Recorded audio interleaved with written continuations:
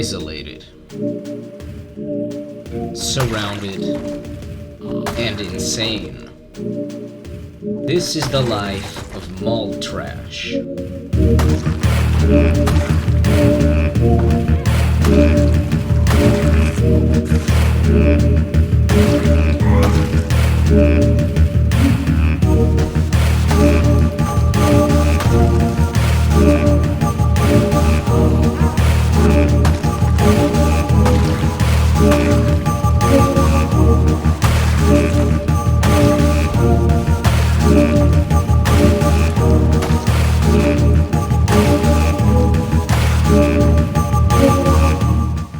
Welcome back to Project Zomboid. For those who haven't seen part 1, this is a continuation of that, which means all of the same events apply, including toxic fog, deadly fog, the darkness, and others.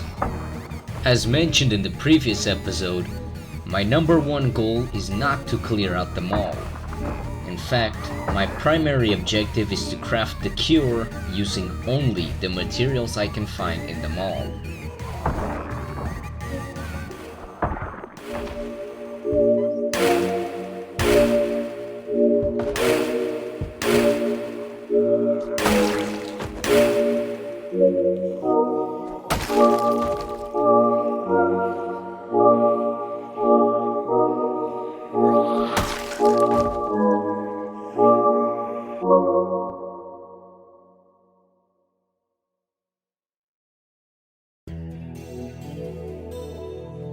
Day 3 was when I decided to start exploring a bit more.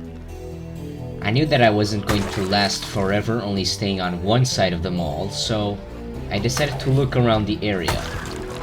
If I could find some kind of supermarket with canned food, I would be golden.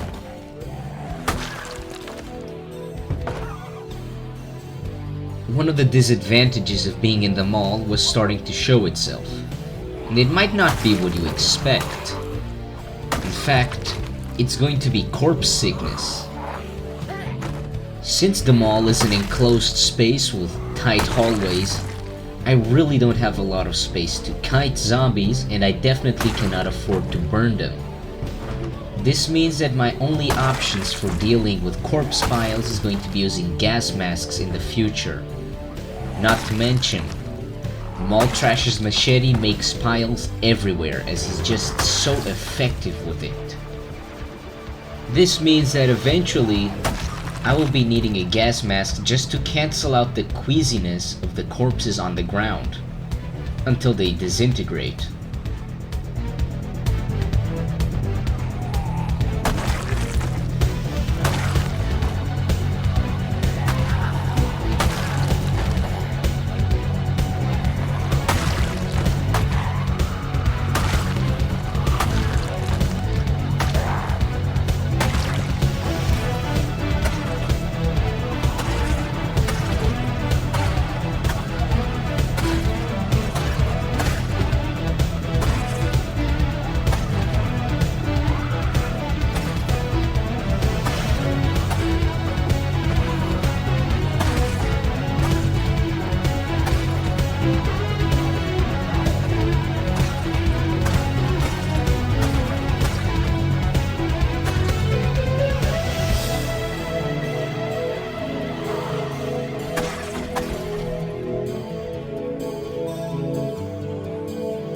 Unlike the average player, Mall Trash is completely insane, and therefore he really does not care about being surrounded by zombies. In fact, unlike most survivors, his number one response is to charge headfirst at them with a machete in hand.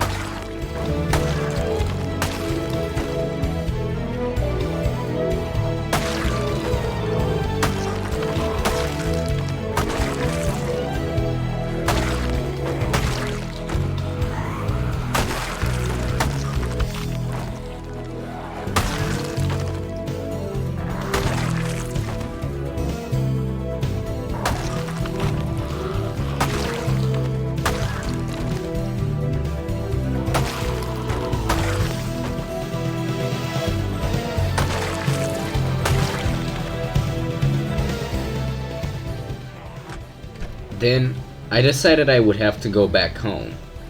My machete was in poor condition, and while trying to leave through the back door, I got jumped by a group of zombies. By sheer luck alone, I didn't get killed.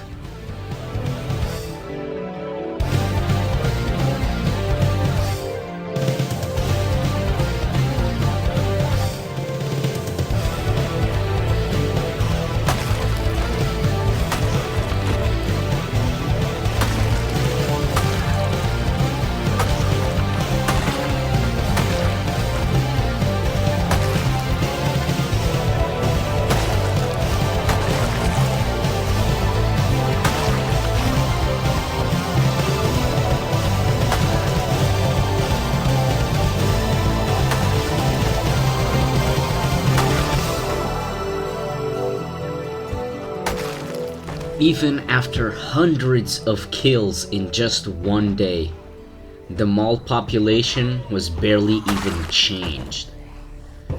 Not only would I have to take out all of these zombies on one floor, but I would have to do the same for the ground floor. But in the meantime, I found some meat.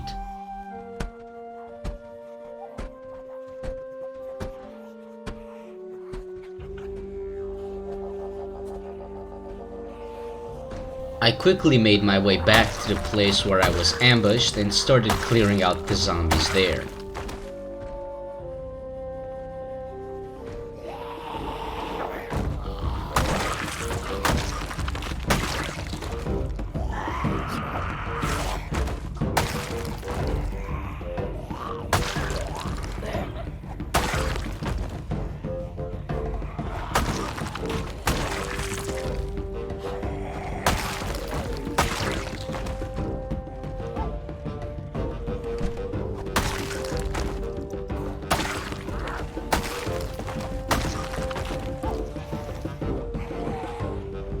Looking over the balcony into the bottom floor of the mall, I could see a toxic fog event settling in.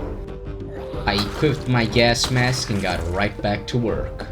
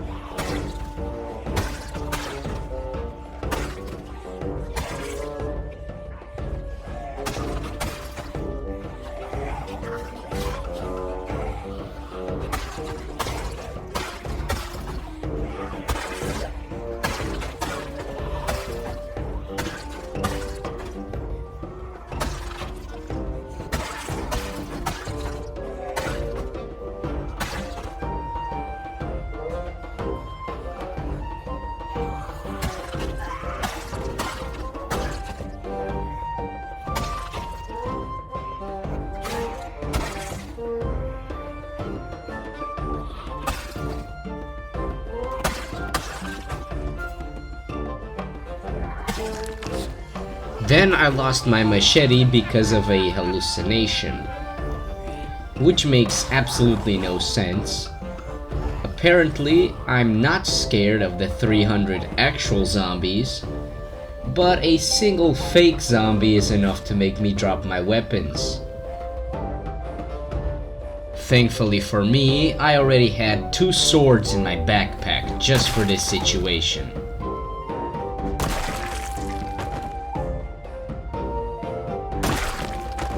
However, I felt like it would be a better idea just to go home. My moodles were starting to stack up, and it was definitely not going to be nice having to fight with all of those.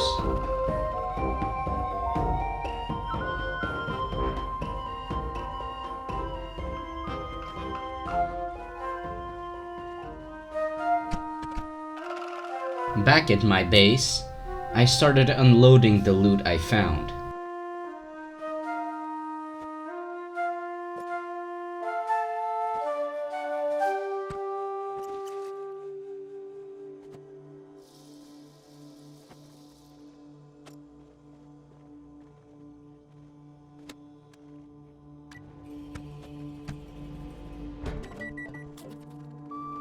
While I was peacefully eating some fish, I suffered possibly the scariest jump scare of my life.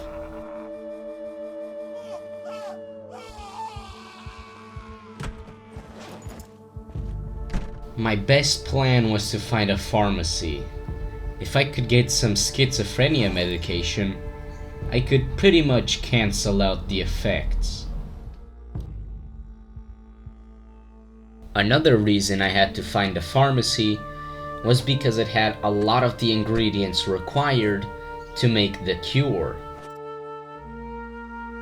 I equipped my gas mask and went right back into the mall.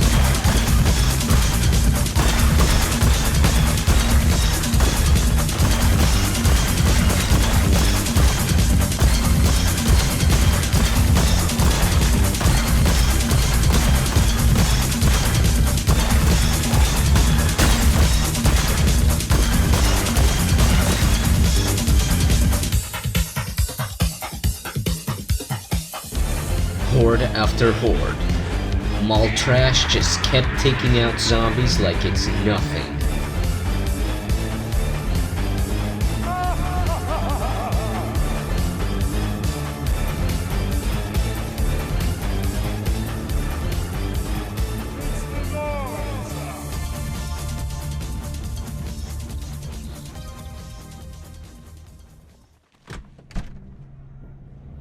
While I still hadn't found a pharmacy, my loot collection was surely growing.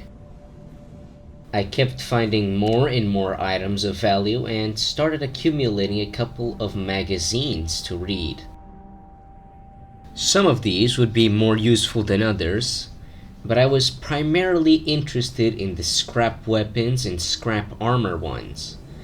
If I could start turning my limited resources in the mall into weapons, it would save me a lot of trouble.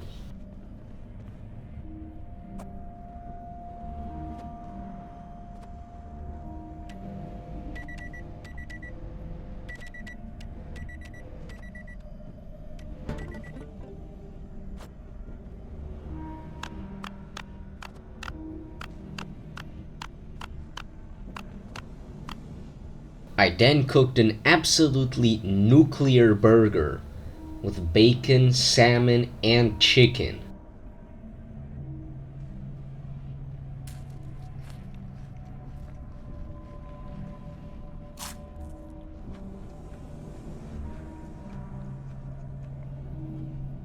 For some reason, the game also prompted me to add cologne to my sandwiches.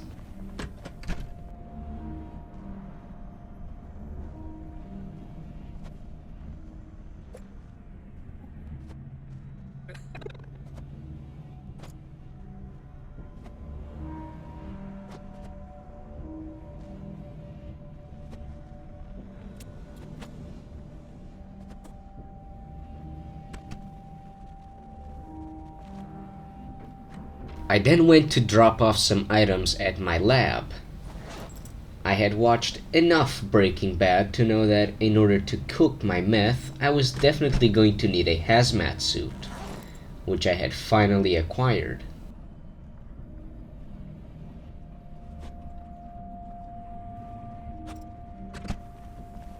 Upon exiting, there was some kind of zombie ambush waiting for me. Which is strange, but That's just how restless zombies works. They always know where I am. This reminded me that I should try and find a hardware store. If I could get a sledgehammer, I could demolish these stairs. Then, if some kind of event like the darkness happened and every zombie became a sprinter, I would be safe since I have my ladder which I can use to get up and down. While finding a sledgehammer is only wishful thinking, I could probably build some kind of barricade regardless.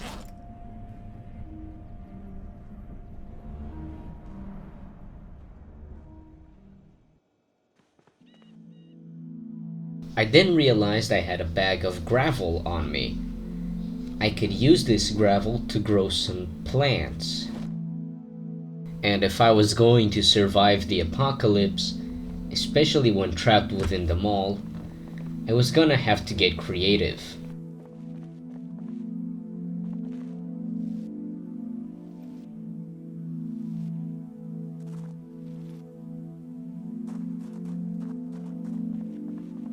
While it wasn't great, it was enough.